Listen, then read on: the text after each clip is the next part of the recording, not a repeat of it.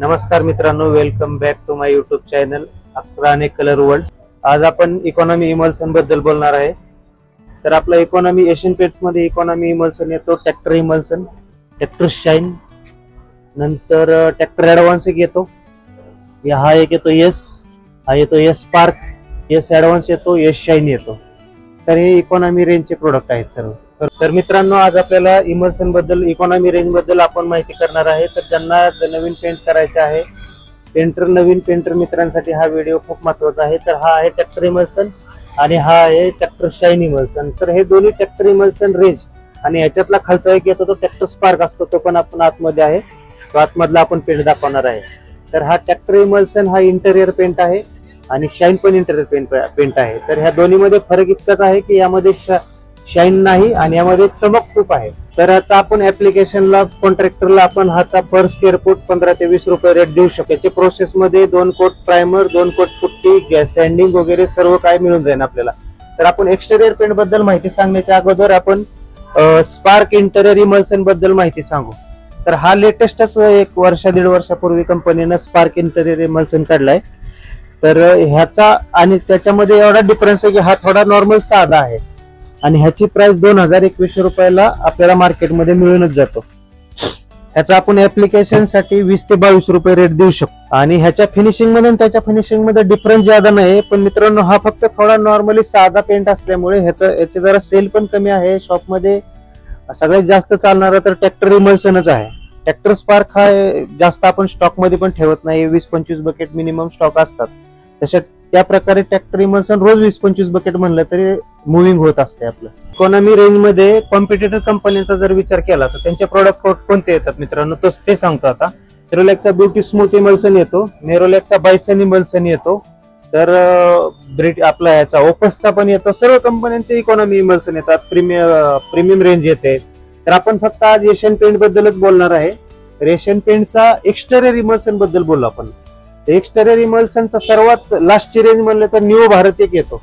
Interior पण new Bharat येतो, पण तो अजून इकॉनॉमी इमल्सन मध्ये त्याला कन्सिडर केलेला नाहीये।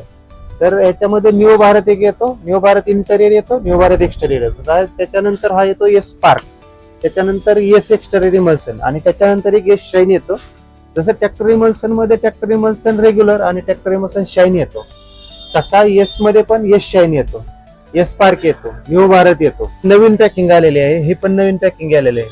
पहिले यस स्पार्कची, यसची सगळे प्रोडक्ट कंपनीने प्रोडक्टची पॅकिंग चेंज केली। आता ह्याला कंपनी 2 वर्ष वॉरंटी देते आणि ह्याला 4 वर्ष देते। ट्रॅक्टर इमल्सनचं सांगायचं विसरलो, इथं ट्रॅक्टर इमल्सनला सुद्धा 4 वर्ष येते आणि शाईनला सुद्धा 4 वर्ष वॉरंटी देते कंपनी। पण हा वॉशेबल पेंट नसतो। एक्सटेरियर पेंट जो आहे तो वॉशेबल असतो, कारण तो एक्सटेरियरच आहे, त्यामुळे वॉशेबल असणं त्याला खूप गरजेचं आहे। तर 4 वर्ष वॉरंटी देते। डायल्युशन सेम आहे मित्रांनो। डायल्युशन म्हणजे आपण पाणी किती टाकतो, तर पर लिटर 400 ml आपण यस स्पार्क मध्ये, यस मध्ये, प्रत्येक इमल्सन मध्ये कंपनीचं कंटेंट ठरलेलं आहे की 400 ml पाणी पडलं पाहिजे। तर आपण यसला, यस स्पार्कला, ट्रॅक्टर इमल्सनला, ट्रॅक्टर स्पार्कला, ट्रॅक्टर शाईनला जर ऍव्हरेज बद्दल बोललो तर पर लिटर आपल्याला ऍव्हरेज ते 90 स्क्वेअर फूटच्या आसपास मिळतं, 100% मिळतं।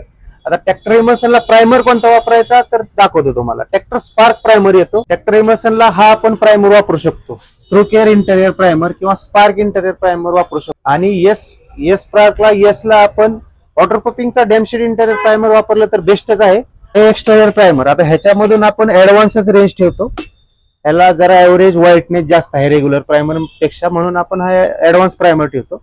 तर हा आपण एक्सटेरियर प्रायमर वापरू शकतो किंवा हा डॅमशीट इंटेरियर 3 वर्ष वॉरंटीवाला पण आपण हा प्रायमर वापरू शकतो। तर एक्सटेरियर इमल्सनला ऍव्हरेज जर आपण बोललो तर ऍव्हरेज हे सरफेसवर पण ठरू शकतं। एक्सटेरियरचा सरफेस प्लेन आहे, स्मूथ आहे का डबडा प्लास्टर आहे, त्याच्यावर पण आपण ह्याचा ऍव्हरेज ठरू शकतं। असं नाही की मी म्हणलोय तर 70-80 स्क्वेअर फूट, कधी कमी पण बसू शकतं। सरफेस चांगला असेल, प्रायमर डॅमशीट वापरला असेल तर 90-95 स्क्वेअर फूट सुद्धा ऍव्हरेज बसतं।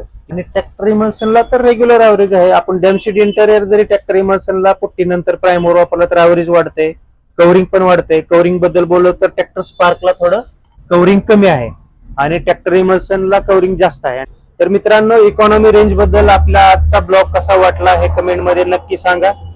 आणि इकॉनॉमी बद्दल आणखी काय जाणून घ्यायचे असेल, आणखी काय प्रश्न असतील तर मला फॉलो करा, कमेंट करा, मी तुम्हाला नक्की सांगेल.